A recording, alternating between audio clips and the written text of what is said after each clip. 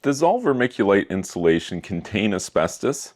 And the answer to that is no, but on this YouTube channel where I talk about home renovations, it would be important to point out if you're working on an older home or you own an older home and you encounter vermiculite insulation, that should be like a hard stop kind of situation, in that I would make a reasonable assumption that this could be asbestos and I would have it tested. And that way, you don't work with it, you don't disturb it until you have it tested. Maybe it doesn't contain asbestos and you're good to go.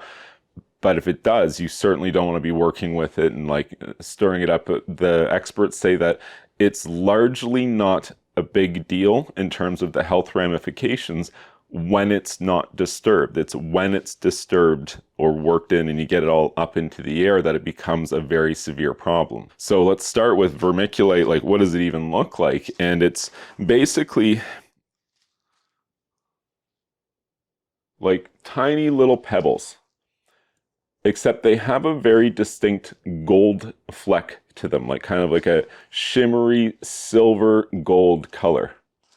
I've worked with vermiculite for 30 plus years, but not the kind that has asbestos and you use for insulation. I use this for swimming pool mortars. There's a bunch of different applications for vermiculite, actually, like in addition to mortar applications. It's used for gardening applications. There's a lot of garden grade vermiculite out there. That's what I'm actually holding here, is a garden grade vermiculite, which doesn't contain asbestos, because this wasn't mined in a specific mine in Montana where there was a specific kind of asbestos called tremolite, and that contaminated the asbestos or the vermiculite that was sold, and particularly under the brand name Xonolite.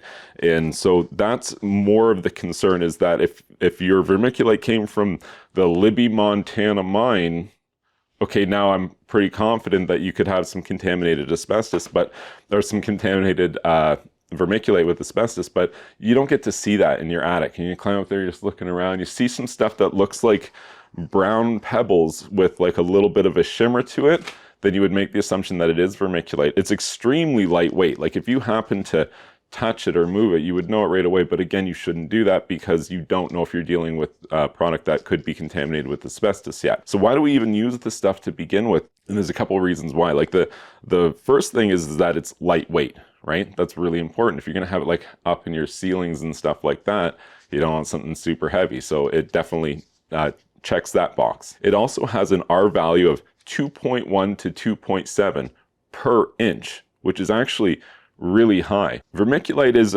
inert. It's a mineral, and it's been fired at high temperatures, and as a result, fire doesn't bother it. Like you can just blast this thing with a blowtorch and nothing happens, and you could have your hand right underneath of it, which is really interesting, and just another reason why it was used in the first place in terms of insulation in homes. Vermiculite has a ton of uses. One of the things that you would use this for would be like absorbing spills. I don't think I could name a thing that would be more absorbent for dealing with a spill than something like vermiculite. If you find vermiculite insulation in an older home, it's just better. It's just safer. Have it tested. Make sure that you're not dealing with asbestos, and you can just protect yourself and your family that way. Remember, I'm technically Steve. It'll technically help you if you like this video and subscribe to this YouTube channel. So if you do, I'll see you soon.